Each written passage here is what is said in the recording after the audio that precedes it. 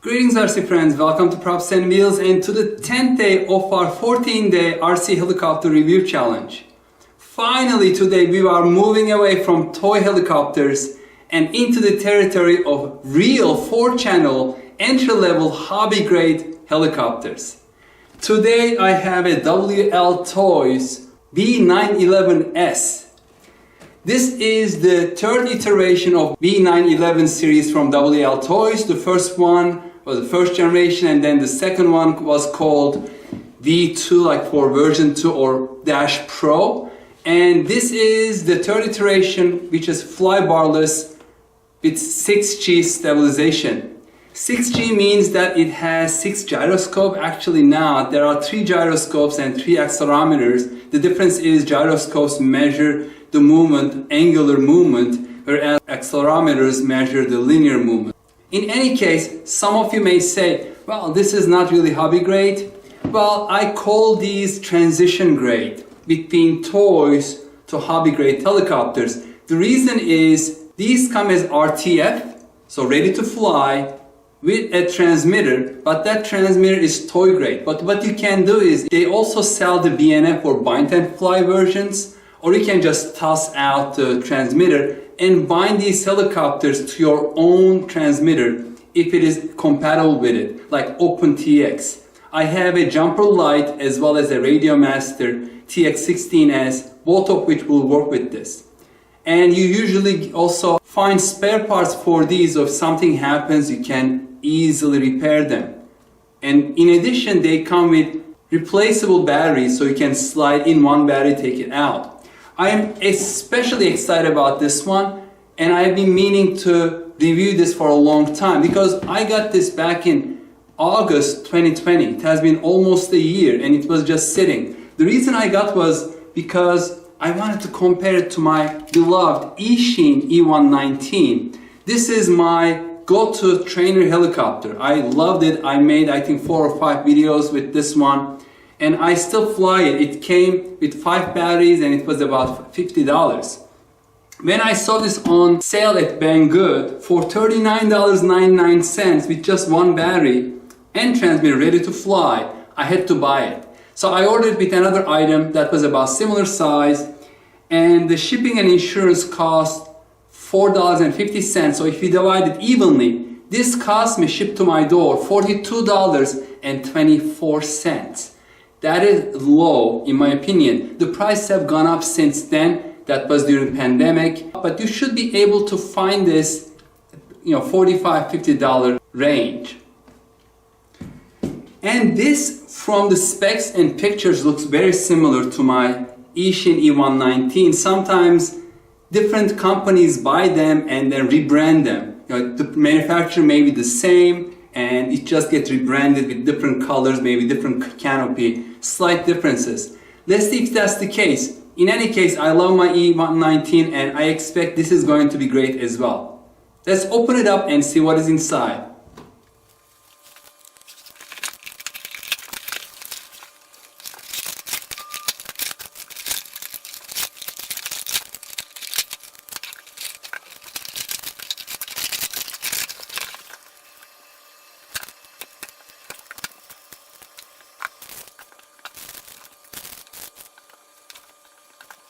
So here it is, the helicopter itself without the flybar. It looks very similar to my Eachine E119. I'm going to compare these two a little bit later.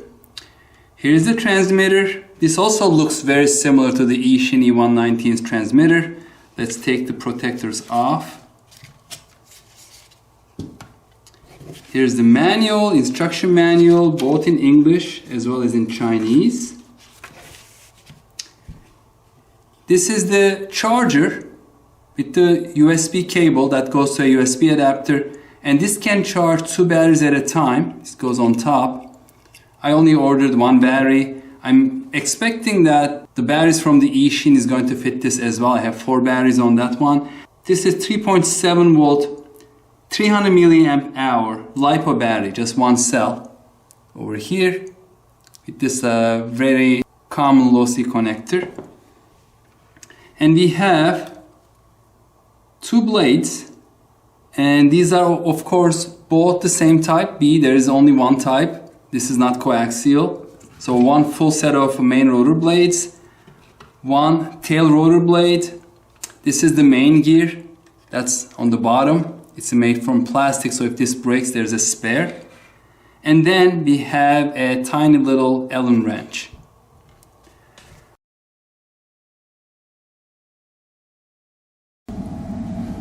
Let's look at the transmitter.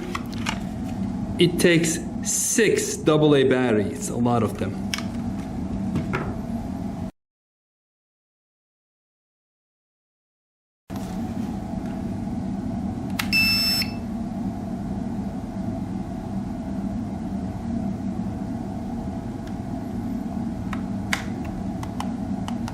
Interesting. The screen came on for a second and then went back off. Okay. I think there is some connectivity issue. This time it came on. That's good.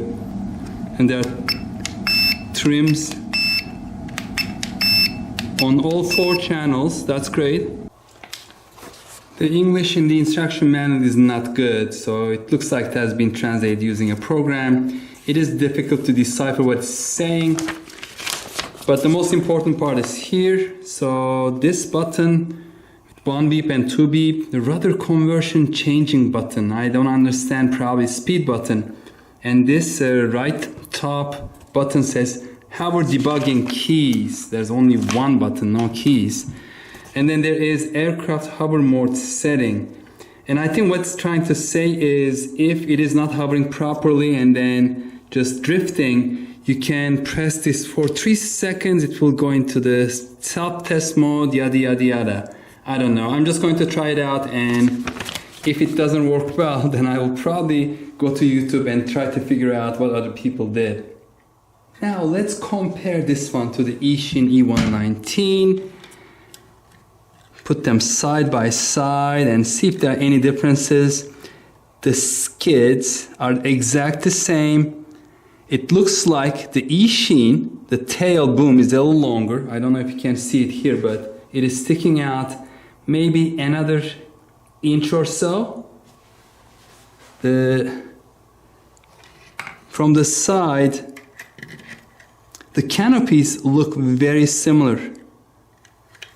From the bottom, this has a metal gear here, directly from the motor. This has the plastic gear. That's the only difference I see. Other than that, the plastics, the frame looks either identical or very similar. Maybe the hole size is a little different. And the swash plates look very similar. The way everything is set up looks very similar. The blades, not exactly the same shape. So this is more straight. This is a little more curved and tapering off a little bit. So they are not identical, but they look very similar. Let's compare the radios. Here is the one that came with the Eachine. I mean, just these are not metal. They look like metal, but they have been painted over. Other than that, looks identical. And let's look at the screens. I mean, the images on the screens look identical as well. It looked like the Eachine screen was a little brighter when I turned it on. I don't know if you can see it on the screen, a little more blue, this more grayish. But yeah, these are the identical controllers. I don't know if the protocol uses the same. I can test it later.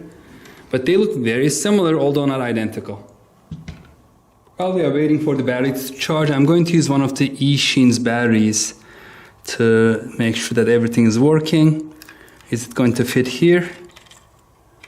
They look like the same size. Maybe they are not. I'm not sure. Okay, I think this may be a little thicker than this. Yeah, this is thinner and longer, and this is kind of thicker and fatter. But they are both 3.7. Oh, this is 350 milliamp hour battery, whereas this one is 300 milliamp hour. So that's the reason it's not fitting. It is time for the indoor flight testing. The manual says to turn on the transmitter first, so that's what I'm going to do. So let's turn on the transmitter. and then connect the battery helicopter, and then I'm just going to immediately put it on flat surface. And I heard that the servo was initializing. I'm going to straighten out the blades and it should be ready to go. I am hoping that this is as good as the Eachine E190, if not better. Okay, here goes nothing.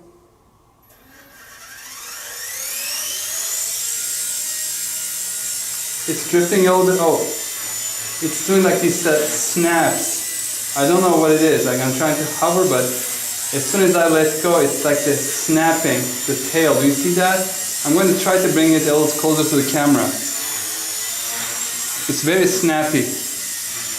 And it is trying to drift forward, so I'm going to try to give, wow, the rotations and everything really, really quick.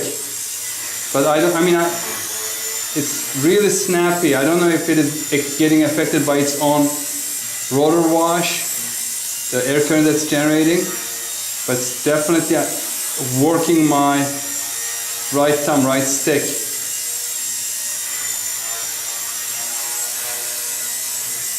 Do you see those? As soon as I let go, like right stick down, like pulling towards back, it just snaps out of it. The right left doesn't do that much, and it's trying to go forward, so I need to, wow, now it's coming towards me. Yeah, it's very abrupt. I'm not sure what it is, but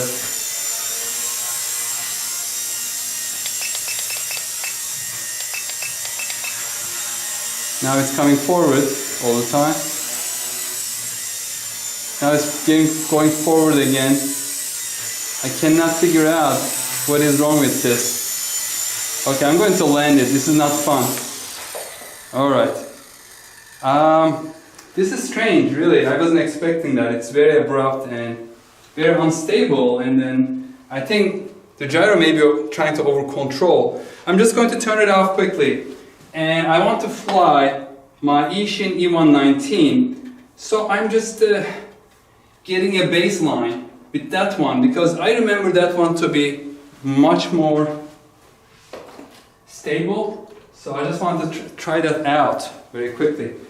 So here it is, and I only put a battery in, and just let's connect the battery, flight battery to it. I mean, these look like a very similar systems, but apparently inside they are different. Okay, the light came on. Okay, I can hear the servo, so this should be good to go. Let's see how this does compared to the other one.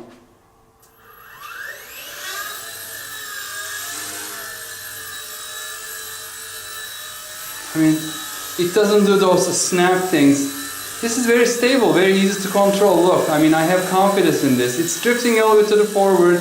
I can change the trims a little bit, but even the throttle, I mean, I can, while I'm doing trimming, I can just let go because it is not doing any big changes. It is very stable. And even if I do, abrupt movements, it's not doing that snappy thing. And then the rotation is reasonable.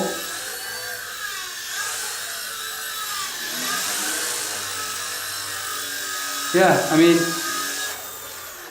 this is how I remember this one, and I'm a little disappointed that WLtoys V911S is so snappy. I'm not sure if it is a defect with this one. Maybe the gyro needs to be calibrated. I will attempt that later. But I'm definitely not going to let my younger son try to fly that one. I don't think he has the skills, and just going to end up in tragedy on the wall, on the floor somewhere in pieces. So next I'm going to do the outdoor review and see if I can get a little more confidence in the outdoors. This is very small basement room, so I've been just holding back. Maybe I can be a little more brave outdoors over grass. We have a lucky break from the rain today, but it's still breezy, about 6 miles per hour. And I'm just going to go ahead and test it out now. It is outdoors over grass, tall grass. I have more confidence, so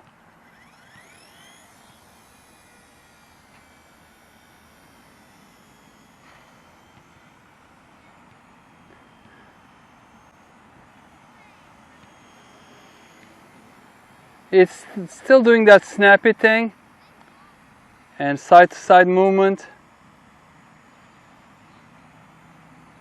And it looks like it's only doing it when it's coming backward and going forward. On the side-to-side, yeah, there's still actually. Let me bring it a little closer.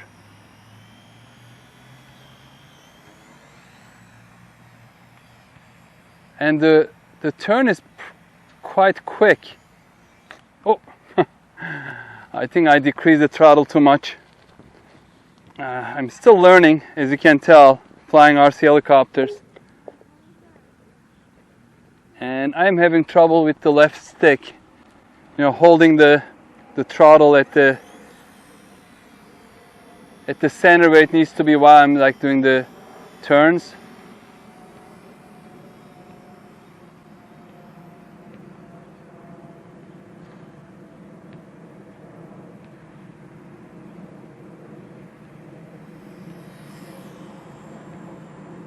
It is fast little helicopter.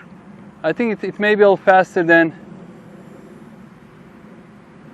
my other one, the Ishin E119.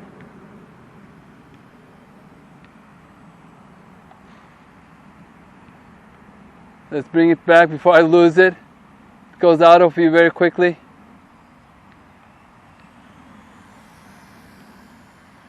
And when I cut down the power, it was turning the tail a little bit. Yeah, it is very snappy. I'm not sure if it is anything related to the transmitter. Maybe the center is not that good, and then it's the controls are coming very quickly.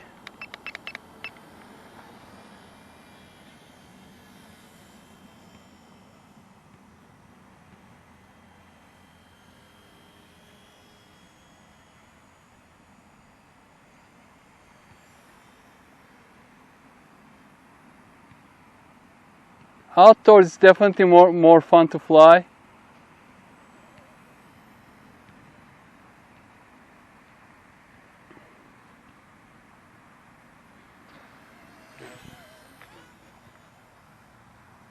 I almost hit the camera.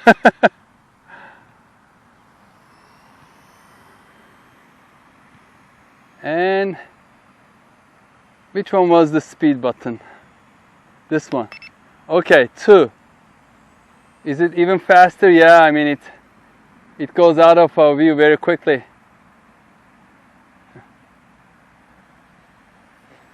Wow, it's very snappy though. And then you have to give, you know, coming full throttle, you have to give a lot of throttle, otherwise it loses altitude very quickly. And then when you pull out of a turn, it just snaps very suddenly.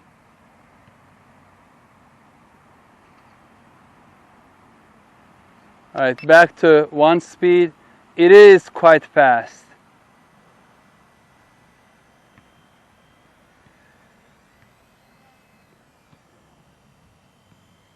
Okay, I'm going to bring it back now. The wind is also not helping me.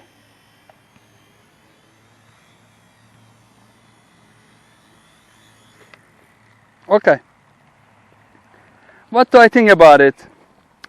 I mean, it is definitely more advanced than my Ishin E119. I don't know if it is by design or if it is due to the controls. Either maybe the transmitter, the right stick is not very precise. There's a dead spot, so it's just either going like 25% forward or 0. So maybe that's the reason it's doing that sudden jerky movements, right to left, forward, backward. Or maybe it's something with the gyro. I'm not sure. So after this 14-day RC helicopter challenge is over, I'm planning to bind this to one of my OpenTX transmitters, or maybe to both of them. One is the Radiomaster TX16S, the other one is Jumper T Lite, and test it again and see if that jumpiness still exists. Maybe it's something to do with the pods, with potentiometers of these ToyGet controllers. As I mentioned, this is what I call a transition grade helicopter, mini helicopter, or actually it's not even mini, it's a micro helicopter. is a transition grade, meaning that it is not exactly toy grade, but it's not exactly hobby grade either. It comes with a toy grade transmitter, but on the other hand, you can bind it to a hobby grade transmitter like OpenTX, any of them, Jumper, Radiomaster TX16S. And also you can get spare parts. Usually with the toys, you don't get spare parts. If it breaks, and then you have to throw it out and buy a new one. But with these, you can find parts for them. Also, I recently ordered the version 2, the Pro version of this one that comes with a fly bar.